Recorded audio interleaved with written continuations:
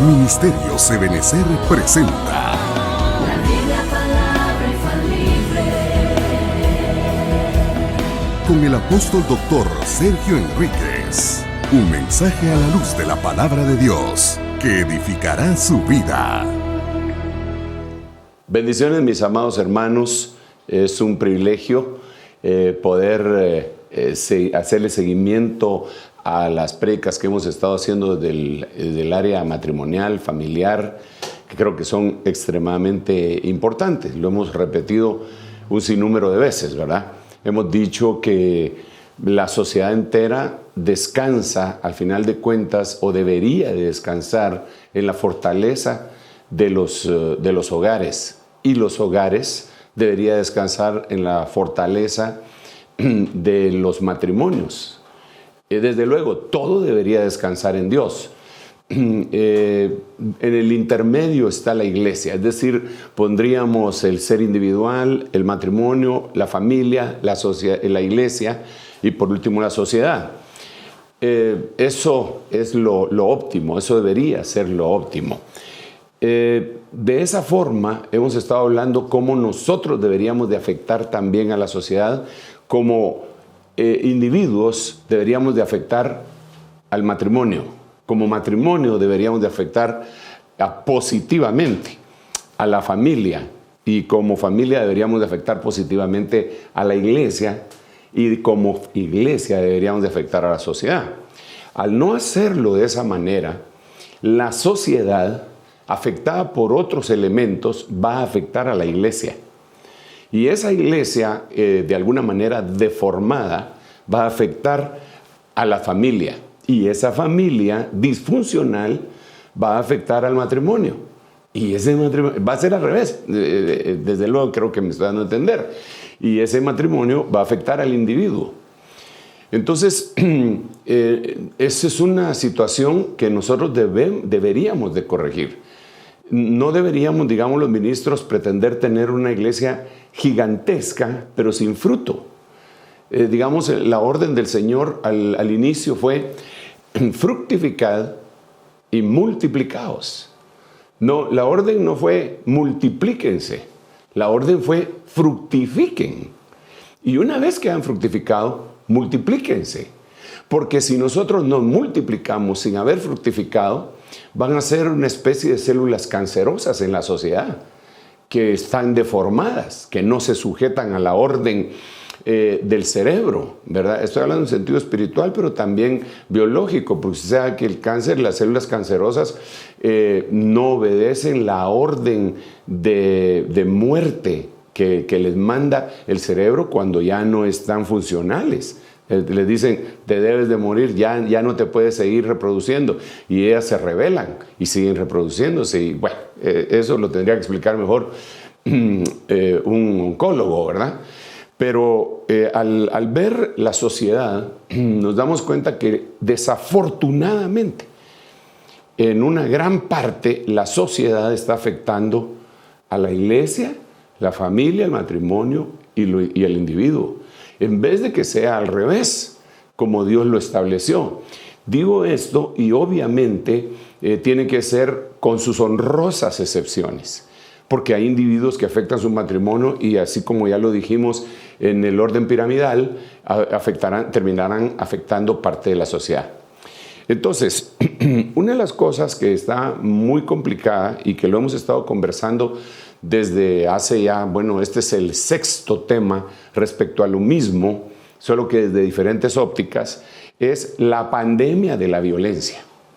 Yo quisiera que este tema lo iniciáramos ya no solamente en un tema general diciendo la pandemia de la violencia doméstica, sino que la pandemia de la violencia. Y aquí yo quiero recalcar algunas cosas que son para mí muy importantes desde el punto de vista bíblico. Y es que en Génesis capítulo 6, lo he dicho 2 o 3 veces en esta serie de programas, pero lo voy a volver a decir. En Génesis capítulo 6, Dios decide destruir el mundo porque la violencia se había generalizado. La violencia y la corrupción eran dos cosas que iban de la mano. La violencia venía como causa de la corrupción había subido hasta los cielos. Entonces Dios decide destruir la tierra y decide destruir toda carne, dice literalmente, en donde haya espíritu de vida. Entonces, hoy vemos nosotros cómo la sociedad está violenta y cómo podría afectar al hogar, al matrimonio y al individuo. Miremos algunas cosas. De alguna forma tenemos que expandir un poquitito más el perímetro de la violencia que ha estado afectando. Yo pongo acá, violencia contra las autoridades. Esta es muy obvia. Sobre todo en este tiempo nosotros hemos visto cómo la violencia contra las autoridades se ha dado, incluso en los países que son más cuidadosos de sus representantes de la autoridad, en donde golpear a un policía significa encarcelamiento, dispararle a un policía significa pena de muerte. Vimos ahora que ya han sido sindicados y también condenados a 5 años de prisión algunas personas que destruyeron una patrulla en Miami, pero cómo aún con esa fuerza de coerción, de todas maneras la violencia es generalizada. Es generalizada. Claro, no me voy a poner a platicar aquí con usted de dónde viene, si les pagan, si no les pagan, pero es una violencia contra las autoridades. También, y no podemos desechar, que hay una violencia contra los gobernados. Así como existe violencia contra las autoridades, existe violencia contra los gobernados. Aquellas personas que depositaron su confianza en el Estado para que el Estado pudiera protegerles su vida, que es una de las razones del Estado. Y en su lugar, el Estado hace violencia, en algunos casos, en contra de los gobernados, ya sea una violencia física u otro tipo de violencia. Porque esa es una de las cosas que hemos querido resaltar acá, que la gente no considera violencia algunas cosas que Dios sí considera violencia. Y al no considerarlo violencia, cometen violencia. Pero al cometer violencia, la Biblia dice claramente que el que siembra violencia cosecha tempestades. Entonces alguien puede estar sembrando una semilla de violencia sin saber qué es violencia y cosechando una tempestad de violencia también. También vimos que hay una violencia que es la más famosa porque ellas han levantado su voz y en algunos casos podemos decir que han exagerado violencia contra la mujer, aunque no digo que no exista. Sí existe desafortunadamente los 3 tipos de violencia que estoy poniendo aquí, que todavía estoy en el ámbito de lo general. La violencia contra el hombre, que también existe, ya sea de parte de la mujer hacia el hombre, de parte de la sociedad hacia el hombre.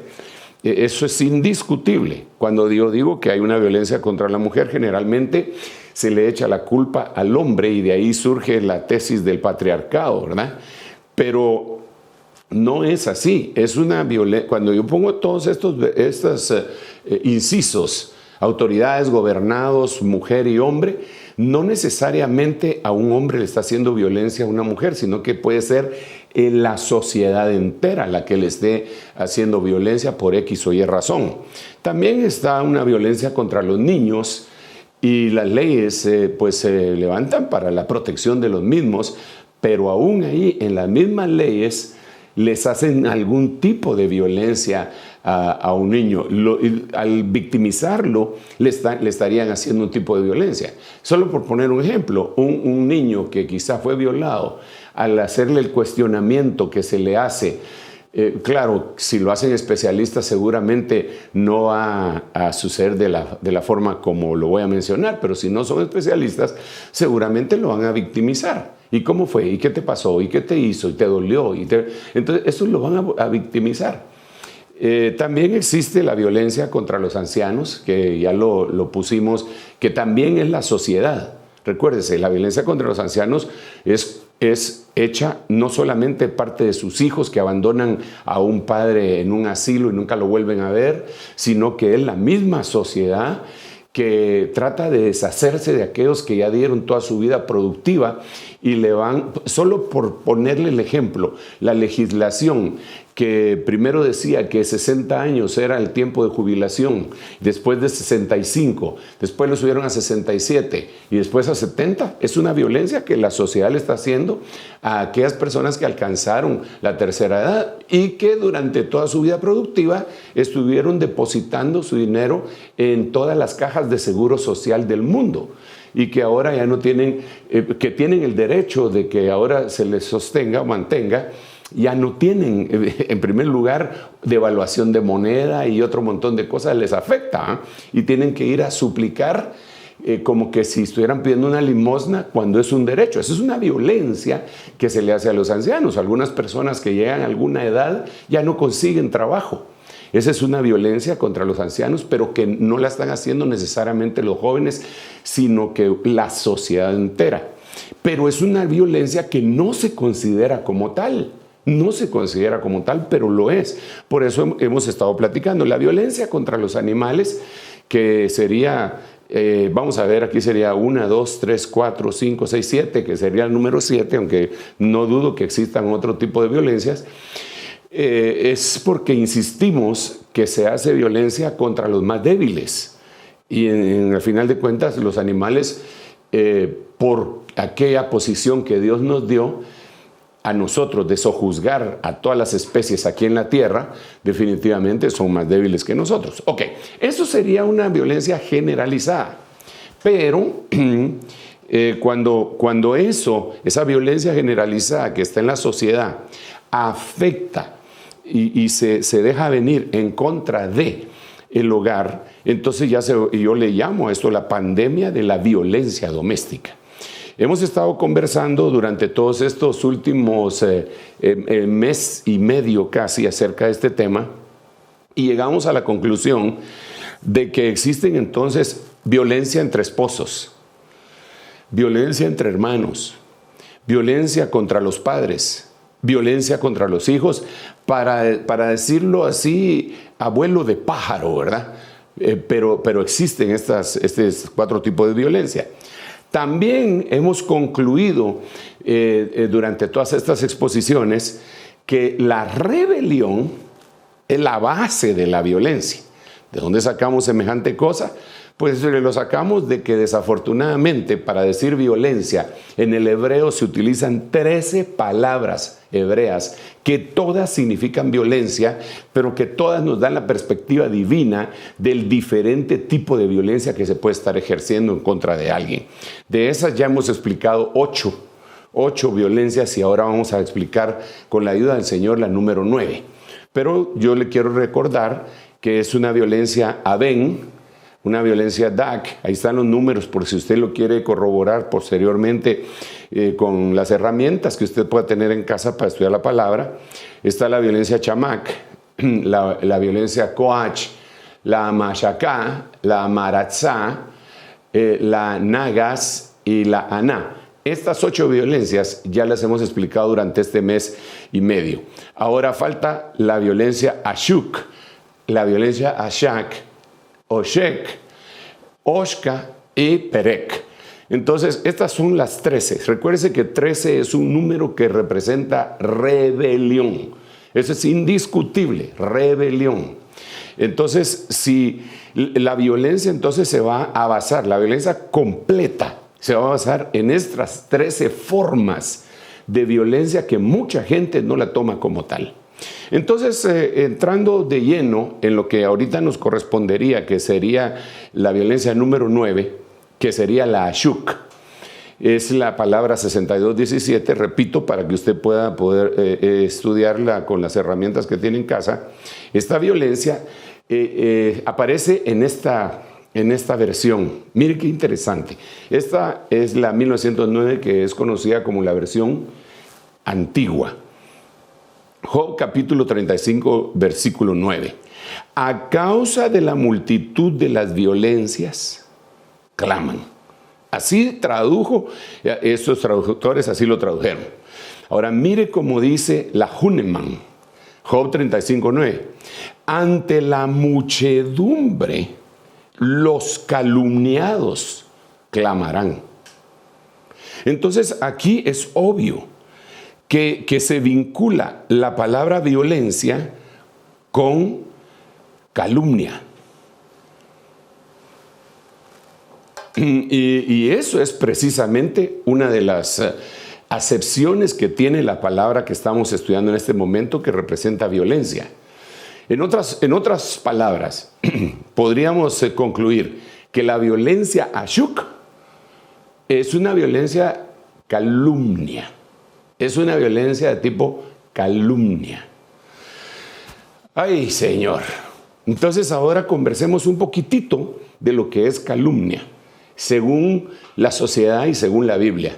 Para empezar, recuérdese que hay un delito que en todas las legislaciones es conocido como calumnia, injuria, difamación.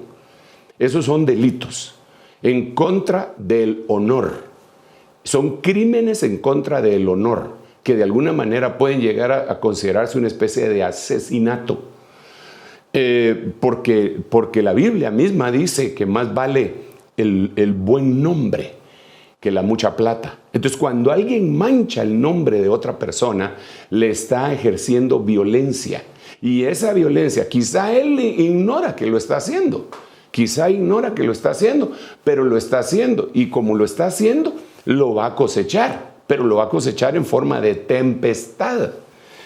Entonces, miremos algunas cosas respecto, generalidades. La calumnia, yo puse aquí este resumen. La calumnia es una acusación falsa y malintencionada que se hace en contra de alguien, sin importar que se tenga conocimiento que surgió de una mentira.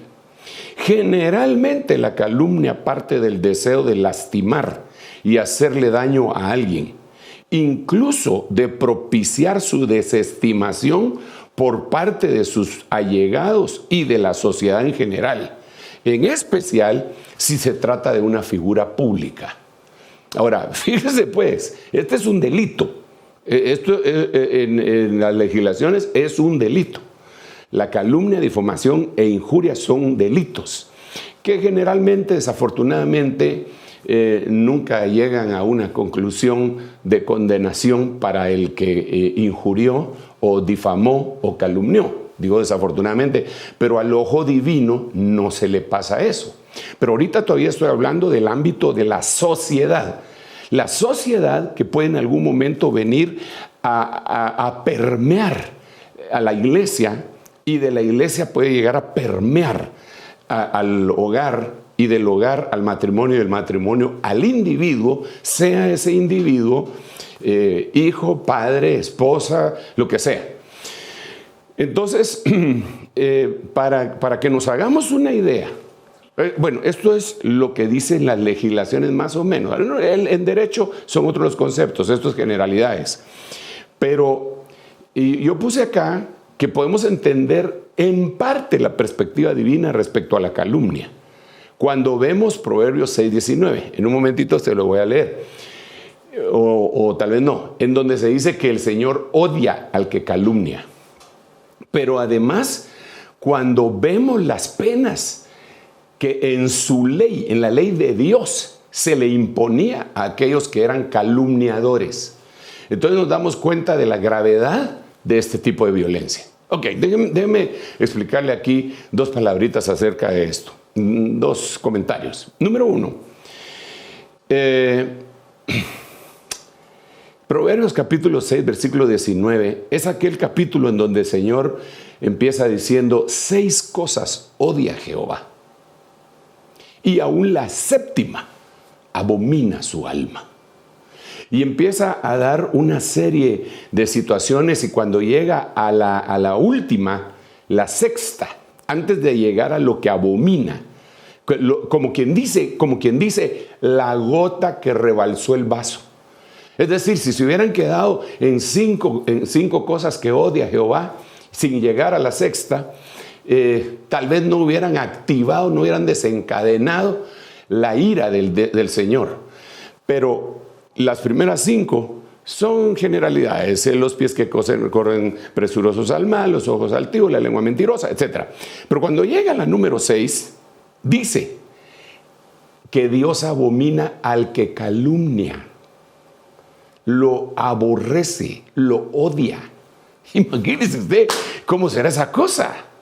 Pero ahora eso da pie a lo otro. Porque la número 7 de las cosas que vendría a ser lo que Dios abomina es al que siembra discordia entre hermanos. Eso es lo que dice. Más adelante lo vamos a leer si es que nos da tiempo. Pero la otra situación que yo le quería explicar a usted es que en la ley del Señor, si nosotros queremos ver cómo es que Dios, le preguntamos, Dios, ¿tú qué opinas de la calumnia?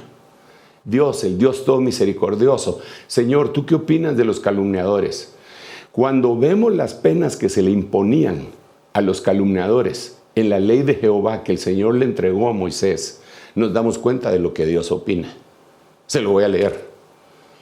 Fíjese bien que le estoy diciendo, esto todavía estoy a nivel de la sociedad, ¿ok?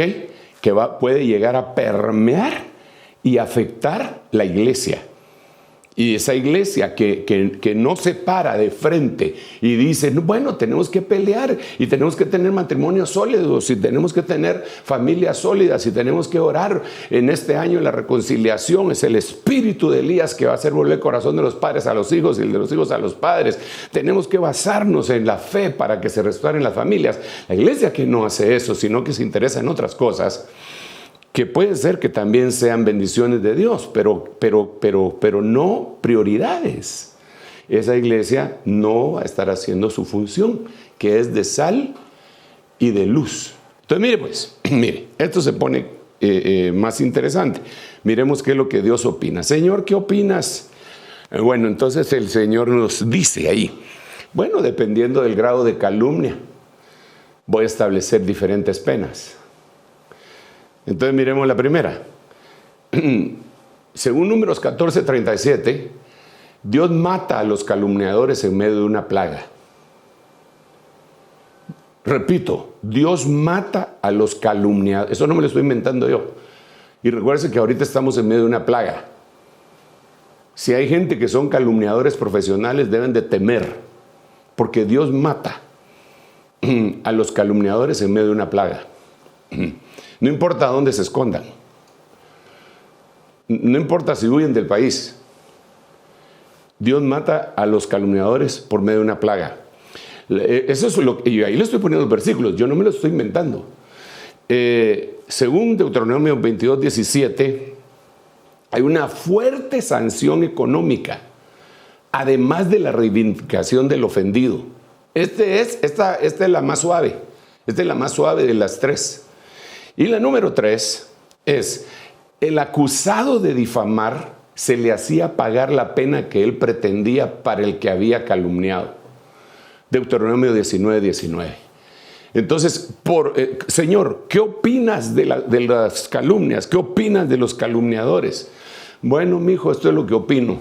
Al que calumnie a todo un pueblo, al que le impida por medio de sus calumnias que mi pueblo llegue a alcanzar lo que yo les había prometido, a ese lo mato en medio de una plaga.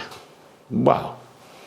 Usted lo puede localizar en Números capítulo 14, verso 37. Yo tengo ese pasaje acá, pero más adelante, solo para leerlo, solo para ponerle pie de imprenta, aunque ya se lo puse aquí, solo para leérselo. La otra era una sanción económica bien fuerte y la reivindicación del ofendido. Pero qué clavo a usted que el difamador, encima de pagar, tuviera que decir si yo te hice daño. Eso es humillante. Y la otra era el acusado, la pena que él pretendía que se le pusiera. Dice que los jueces tenían que investigar minuciosamente. Ahí en Deuteronomio 19:19. Tenían que investigar minuciosamente. Y si se daban cuenta que era una mala intención, tenían aquello, mire, más o menos como le pasó a Amán con Mardoqueo. Amán preparó una horca para Mardoqueo y al final de cuentas en esa misma horca lo mataron a él. Más o menos lo que dice el salmista: pusieron redes delante de mis pasos y ellos cayeron en la misma. Entonces, eso es que hicieron una trampa y a ellos les cae eso. Es terrible, es terrible. Y otra cosa, así rapidito, ahí todavía estamos hablando de la sociedad. Estamos hablando de ese tipo de violencia. Si ellos no localizan lo que hicieron, porque puede ser que lo han hecho en ignorancia. Si lo hicieron en ignorancia, Dios pasa por alto la ignorancia, pero manda que después que uno recibe el conocimiento se arrepienta. Entonces hay perdón, pero también hay sanción. Y claro, Dios puede hacer una obra preciosa. Ahora, ok, ya vimos la sociedad, ¿eh? Porque solamente para darme a entender, voy a utilizar esta pizarra. Y yo sé que usted ya lo captó, pues, pero déjeme que lo diga de nuevo. Supóngase que este es el ente individuo.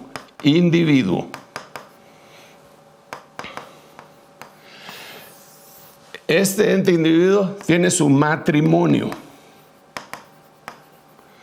Y ahí son dos entes, ¿verdad?, que se unen. Este tiene su familia. La familia debe de ser influenciada, debe influenciar a la iglesia. Y la iglesia debería de influenciar a la sociedad. Cuando esto se trastoca, entonces es un pandemonium. Por eso es que la Biblia de Salmo 127 dice: en vano edifican los edificadores, si Jehová no edifica la casa. Eso es acá. Aquí están los edificadores. En vano vela la guardia, si Jehová no cuida la ciudad. Eso es acá. Entonces usted se da cuenta que lo que no fue mencionado fue la iglesia, que es, la Biblia dice que la iglesia es columna de la verdad. Y tampoco, bueno, sí, lo menciona, pero es implícito, no explícito. Menciona el matrimonio del individuo, todo esto como casa. Entonces la casa tiene que repercutir en la iglesia y la iglesia tiene que repercutir en la sociedad. Pero cuando nosotros dejamos que la sociedad repercuta sobre la iglesia con su filosofía, con su pensamiento, con su forma de pensar, pues esa iglesia va a repercutir sobre la casa, familia, matrimonio, individuo, etc. Ok, entonces ahora miramos la violencia. La violencia puede estar arraigada aquí, en la sociedad. Pero para que se llegara a convertir esa violencia hasta en la sociedad, tuvo que haber empezado acá. De aquí se vino para acá, de aquí se vino para la familia, de la familia se vino para la iglesia, de la iglesia se vino para acá, y ahora va de regreso, porque todo lo que el hombre sembrare, eso también segará. Entonces va de regreso. Y ahora ¿qué estamos viendo nosotros ahorita? ¿Qué es lo que estamos viendo nosotros en la sociedad? Ni más ni menos una sociedad violenta. Por eso, dentro de las prédicas que hemos estado dando durante estos casi 80 días de encierro, hemos hablado en varias oportunidades, hemos platicado de los estallidos sociales. Antes de que pasara lo que está pasando, empezamos a decir: lo que va a suceder es un estallido social. Lo que va a suceder es un estallido social. Y eso se puede generalizar si no se le pone un alto. La iglesia debería de ser tomada en cuenta para hacer lo que debe de hacer. Entre paréntesis, quiero decir que hubo un sentimiento de alegría y de agradecimiento a Dios cuando en el Congreso se aprobó que venía en otro estado de emergencia, pero se le daba permiso a los ministros de culto para que ellos pudieran movilizarse sin ninguna restricción, porque los que hicieron esa ley entendieron que la fe es importante. Y ahorita no estoy hablando de iglesia evangélica, cristiana, ni católica, ni mormona, simple y sencillamente ellos supieron que es importante que una persona tenga fe para refrenar incluso los estallidos de violencia. Así que, entre paréntesis, mis felicitaciones para los que propusieron eso y para los que votaron a favor. Y no lo digo porque yo sea ministro, porque de todas maneras, pues yo estoy acatando, guardándome y siendo prudente, ¿verdad? Pero lo digo porque creo con todo mi corazón que una de las formas de impedir los estallidos sociales es hablándole al corazón de la gente y al alma. Ok, ahora vamos a... Ya tardé un montón de tiempo, pero bueno, ni modo. Ahora entrémosle a la violencia familiar. Ok, yo quiero analizar junto con usted a un personaje llamado David, el dulce cantor de Israel, basándome en que la calumnia es violencia. La calumnia es violencia. Entonces miremos qué pasó con David. Violencia hecha por su hermano. Aquí no estoy hablando de la violencia aná, que es la de violar sexualmente. Esa podría ser, esa ya la explicamos. Estoy hablando de la violencia calumnia. Mire qué pasó aquí. Primer libro de Samuel, capítulo 17, versículo 28. Y Eliab, hermano mayor de David, oyó cuando él hablaba con los hombres y se encendió la ira de Eliab contra David. Y dijo, ¿para qué has descendido acá? ¿Y con quién has dejado aquellas pocas ovejas en el desierto? Yo conozco tu soberbia y la maldad de tu corazón, que has descendido para ver la batalla. Entonces aquí tenemos que platicar brevemente y espero que nos va dando tiempo para ir quitando ese tipo de violencia. ¿Qué era lo que había pasado acá? ¿Qué era lo que había pasado? Él estaba ejerciendo violencia a su hermano. ¿Por qué no lo agarró? Se lo llevó aparte y le dijo, ¿vos qué estás haciendo, hombre? Si no le parecía lo que estaba haciendo el otro, ¿por qué no se lo llevó? Mira, ¿por qué estás haciendo eso? No seas lento, hombre. Eso te puede meter en problemas y a mí también, porque soy tu hermano, mano. Y hasta mi papá puede alcanzar eso. No molestes, hombre. Pero eso hubiera podido ser aparte, pero no lo hizo. Lo hizo en público. Porque David estaba preguntando, ¿qué le van a dar al que mate ese gigante? A ese incircunciso, decía, ni siquiera ese gigante. David también se salía al guacala. ¿Qué le van a dar? La hija del rey. Ah, de veras. Iba a otro grupo y ¿qué le van a dar? Yo no sé por qué lo hizo así David, seguramente animando a alguien que quisiera ser yerno del rey, ¿va? Y vos no te animás a ir a sopapear a ese gigante. Entonces Eliab, cuando se dio cuenta, en público llegó y lo calumnió. Le dijo, ¿dónde dejaste aquellas pocas ovejas? Y las ovejas no eran pocas, para empezar. Eran bastantes y no eran de David, eran de su papá. O sea que ahí hasta se pasó trayendo a su papá. Otra cuestión, yo conozco que sos un engreído, sos un soberbio. Y otra cosa que conozco, sos malo. Y has descendido porque sos un morboso. Querés ver sangre, eso es lo que querés. Y David lo único que dijo, pero ¿yo qué he hecho? Si lo único que hice fue preguntar. Yo no he hecho nada más.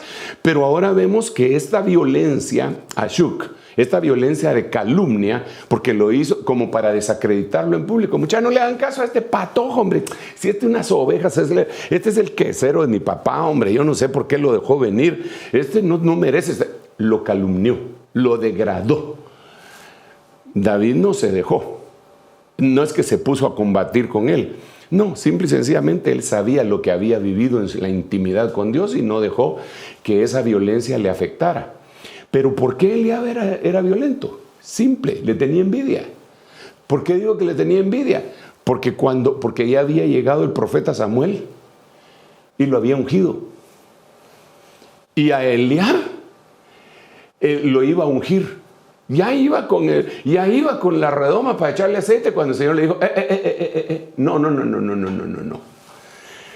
Porque tú ves lo de afuera, pero yo conozco el corazón del hombre. En otras palabras, todo lo que él estaba diciendo de David era él. Él era el malo, él era el soberbio, él era todo lo que él dijo.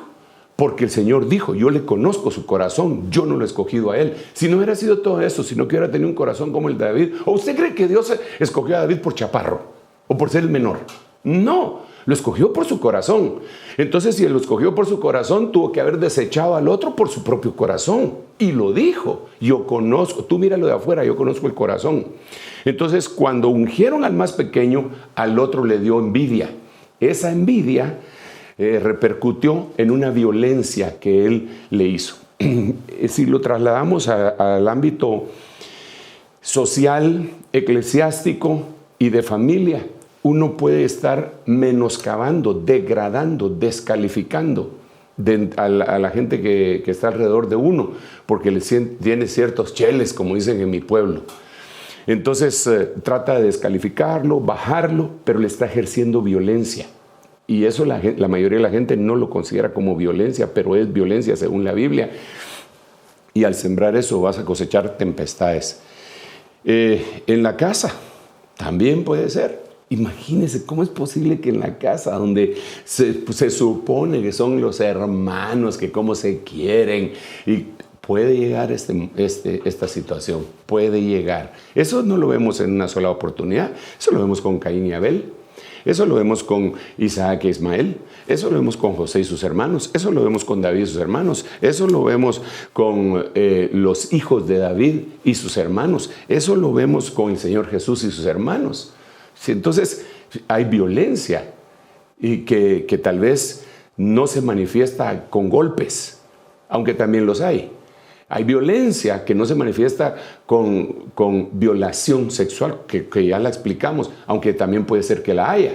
Pero hay una violencia que no parecería violencia y que está escondida en una calumnia que se haga en contra de un hermano. Imagínese usted, solo por decir algo, ¿verdad? No será calumnia que hubo una travesura y le echen la culpa al inocente, al hermano que ni siquiera tenía la culpa, solo para ver el castigo que le va a caer de parte de sus papás. Esa es una violencia. No, esa es una travesura, eso es un juego. Eso es lo que usted cree, pero la Biblia no lo mira así. Ahora, sigamos, porque el tiempo sigue avanzando. Una violencia de David, que le hicieron a David, su propio hijo. Recuérdese, estoy hablando de calumnia.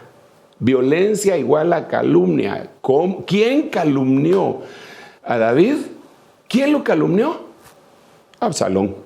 Bueno, también otros hijos, pero es Absalón. Entonces, segundo libro de Samuel, capítulo 15, versículo 3. Entonces Absalón le decía, mira, tu causa es buena y justa, pero nadie te va a escuchar de parte del rey. El rey era su papá. Absalón se ponía a la orilla del camino desde tempranito y miraba cómo venían las personas a solicitar una audiencia para que le hicieran justicia, porque el rey en esos momentos podía ser no solo de gobernante, sino que también hacía de juez. Él escuchaba, él daba sanciones, él condenaba, él tenía todas las atribuciones que tenía un juez. Entonces, se ponía a difamar a su papá. No te va a oír. ¿Cómo te va a oír? No tiene tiempo, hombre, no miras. Mira, tiene tantas mujeres, tiene tantos hijos. Mira, te voy a decir una cosa. Yo soy su hijo. Soy su hijo. ¿Y cuánto tiempo crees que tengo de no verlo? Porque dice que tenía como 2 años de no verlo. Porque este bandido, Absalón, había matado a su hermano Amnón. Esa sí era una violencia física. Porque Amnón le había violado a su hermana. Esa es otra violencia física que se llama Aná. Ahora le está haciendo violencia a su propio padre, difamándolo. Porque no era cierto. David iba a cumplir con su tarea. o lo iba a delegar. Si era un rey que era conforme al corazón de Dios, ¿cómo no lo iba a escuchar?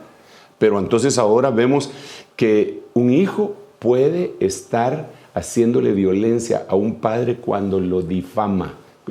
Y no estoy hablando en este momento, aunque también podría ser, pero no estoy hablando de que lo difame afuera, dentro de la misma casa. Así que los hijos deben de tener mucho cuidado cuando se refieren a sus padres.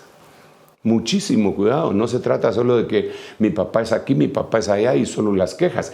Y la madre debería de asociarse con su esposo, con el esposo, para corregir al hijo y no darle viento, no darle alas y ponerle viento bajo sus alas y echarle leña al fuego. Así me dijo tu papá, es que así es tu papá, es que él así es, ¿verdad? Él de plano que así lo crearon a él también, ¿verdad? Y entonces le están haciendo violencia, hay una difamación, una difamación.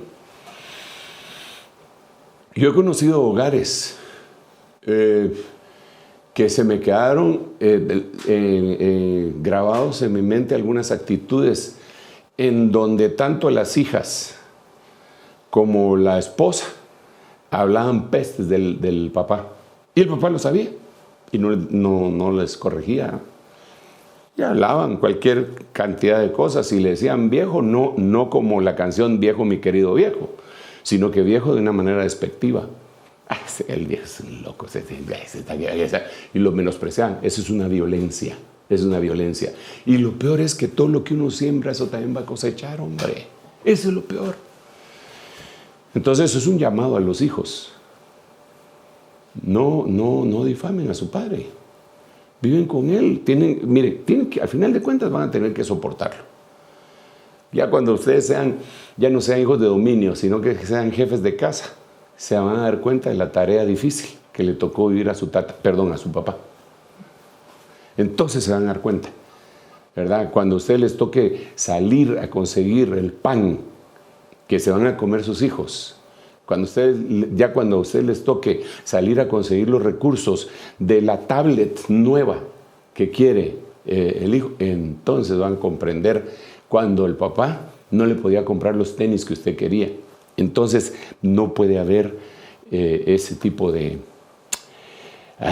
violencia. Estoy hablando ahorita una violencia diagonal, calumnia. ¿Ok? Bueno, entonces a David ya me lo han calumniado. Primero lo calumnió su hermano, ahora su hijo. Es decir, le estoy yendo como en feria, ¿verdad? Pero yo creo que Dios lo permitió para enseñarnos a nosotros. Que tampoco para que nos vayamos a amargar cuando nos hacen violencia o nosotros paguemos con lo mismo. Y si nosotros somos los que hemos hecho violencia, deberíamos de arrepentirnos. Ahora miremos otro. Siempre estoy hablando calumnia, violencia, hogar. David, hecha por su suegro. O sea, primero lo difama su hermano, ahora lo difama su hijo, ahora lo difama su suegro. Primer libro de Samuel, capítulo 22, verso 8. Porque todos vosotros, ahí está hablando Saúl, porque todos vosotros habéis conspirado contra mí, y no hay quien me revele cuando mi hijo hace un pacto con el hijo de Isaí. Tampoco hay entre vosotros quien tenga piedad de mí, ni me revele que mi hijo ha instigado a mi siervo contra mí para tenderme una emboscada, como sucede hoy. Y hermano, que ese cuate sí que infeliz. El otro le había cubierto la espalda, el otro se había enfrentado con el gigante para, pues, no sucederle en el reino, sino que para proteger el honor de Israel. Y ahora está diciendo que lo que quiere es el trono y empieza a difamarlo. Empieza a difamarlo a tal punto que cuando David llega con aquel, ¿cómo es que se llamaba aquel insensato? Nabal, creo que se llamaba. Nabal, ya hasta él le había llegado el rumor. Dijo, sí, y cualquier siervo huye de su señor en estos tiempos. ¿Y cómo le voy a dar yo mi pan y mi vino a alguien? No, o sea, la difamación, la calumnia, la injuria que había pronunciado el suegro es aquí impresionante. Pero voy a continuar por el tiempo que me queda. Entonces ya tenemos 3 calumnias que se pueden hacer en la casa. Los suegros que molestan, mire, los suegros que menoscaban al yerno o a la nuera, no se tendrían que meter en nada, hombre. Si el casado casa quiere. Pero imagínense, este Saúl es el suegro metiche que está haciéndole violencia a su propio hogar, porque usted mira que ese suegro no solamente era su rencor contra David, sino que también era el rencor contra su propio hijo, hasta le había tirado una lanza para matarlo. Pero esa ya era otro tipo de violencia, es una violencia física. Pero ahora aterricemos la idea. Aterricemos la idea. En el nombre de Jesús aterricemos esta idea porque es importante. Todos los que somos suegros, de alguna manera somos padres de nuestros hijos, desde luego, ¿verdad? Pero también de la persona que escogió nuestra simiente para unirse de por vida, también somos padres. Según la ley, incluso en el inglés, para decir suegro se dice father-in-law. Padre según la ley. Mother-in-law. Pero una famita que nos hemos ganado. Yo soy suegro. Bueno, mire, yo soy hijo, soy esposo, soy padre, soy abuelo, soy suegro. Pero una famita que se ganan los suegros, hermano, que incluso hay una película que en vez de decir mother-in-law, dice monster-in-law. ¿Qué famita? ¿Eh? Pero, ¿qué hace un suegro realmente metiéndole descalificaciones difamatorias en la casa de su hijo o de su hija?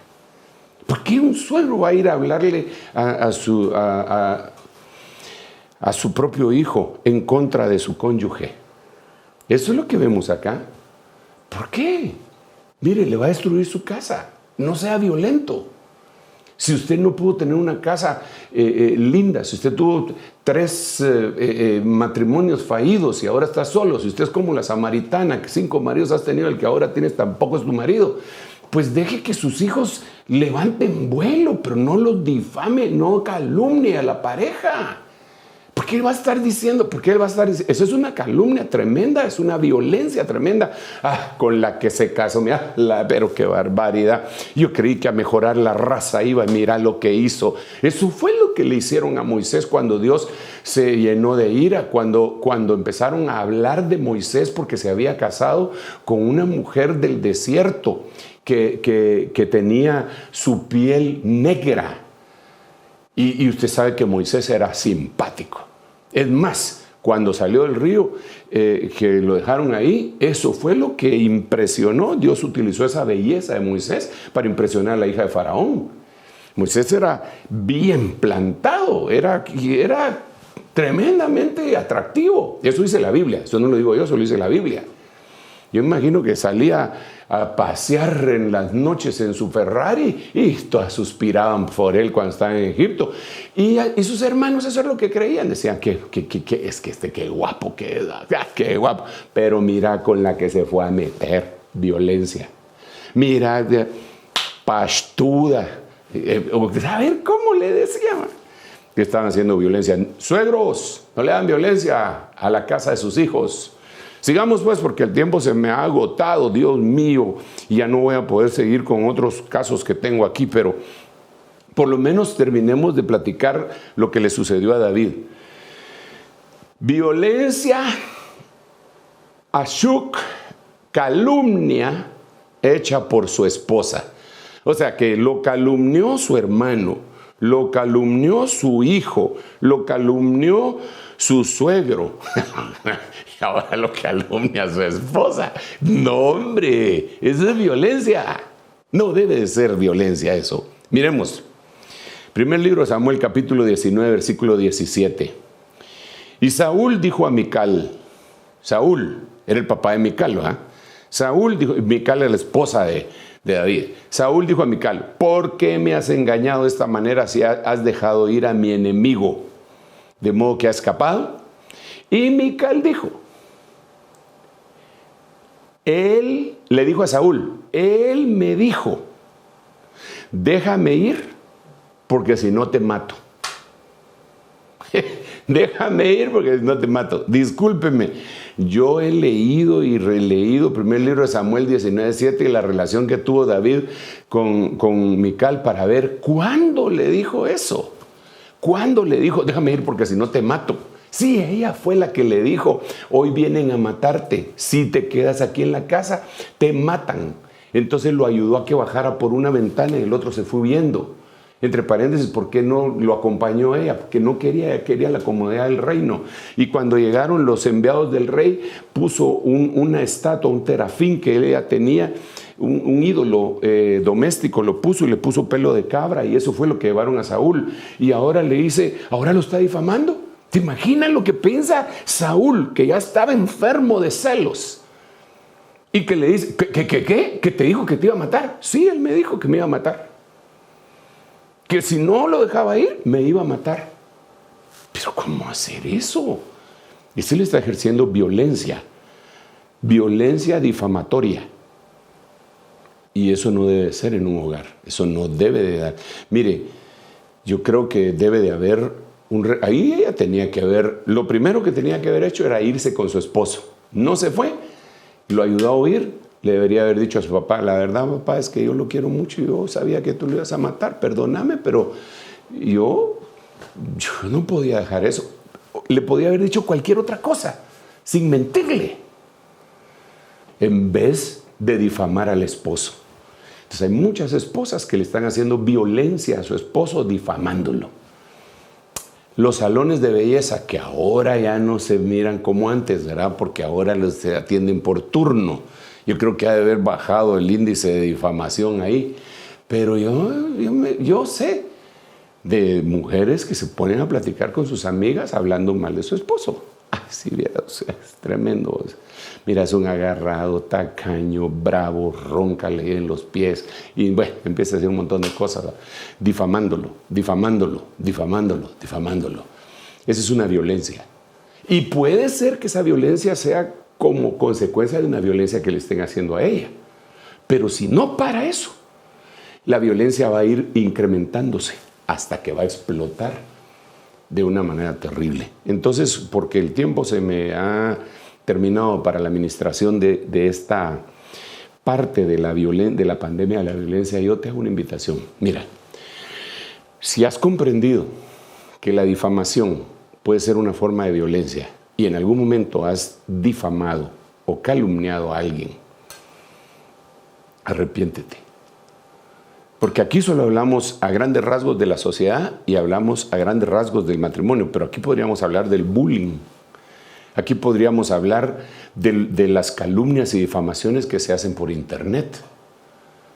Los calumniadores profesionales que arman páginas enteras para difamar al que les caiga mal, o aunque no les caiga mal, la cosa es fastidiar a alguien para bajarles crédito a alguna persona por odio, por envidia, por ojo maligno, por lo que sea. Entonces, lo primero sería, si hemos reconocido, por el Espíritu, porque el Espíritu es el que nos convence de pecado, justicia y juicio.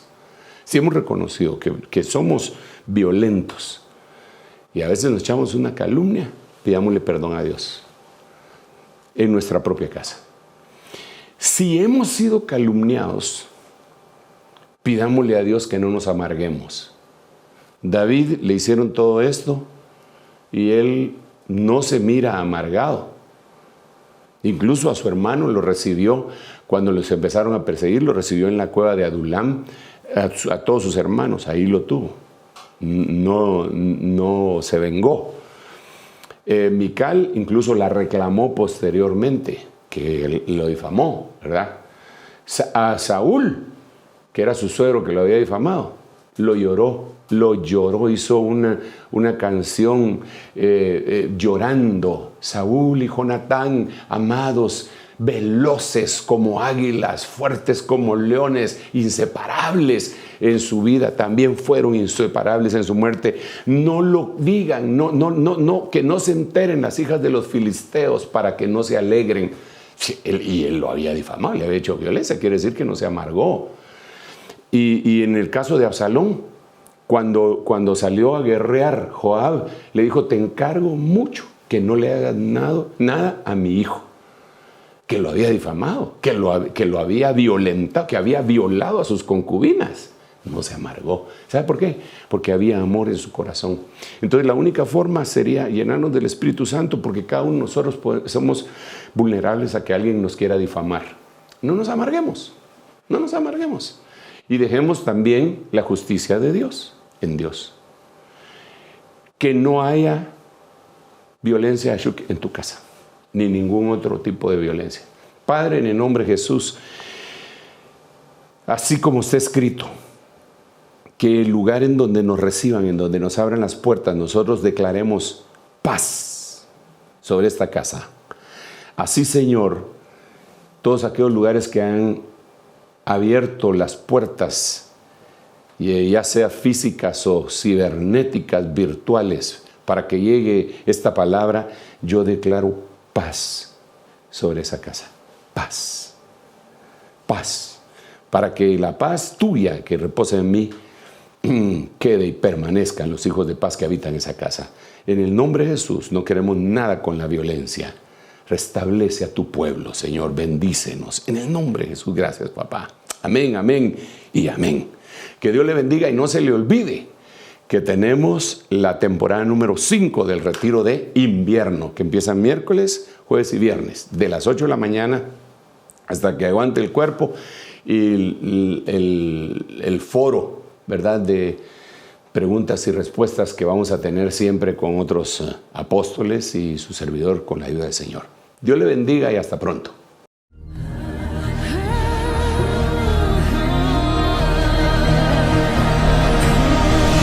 Mas a vosotros los que teméis, mi nombre nacerá, el sol de justicia y en sus alas. Ministerios Ebenecer presentó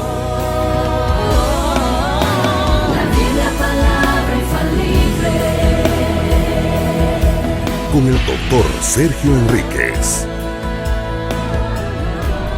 Esperamos que este mensaje haya sido de bendición para su vida. Visítenos en www.ebenecer.org.gt.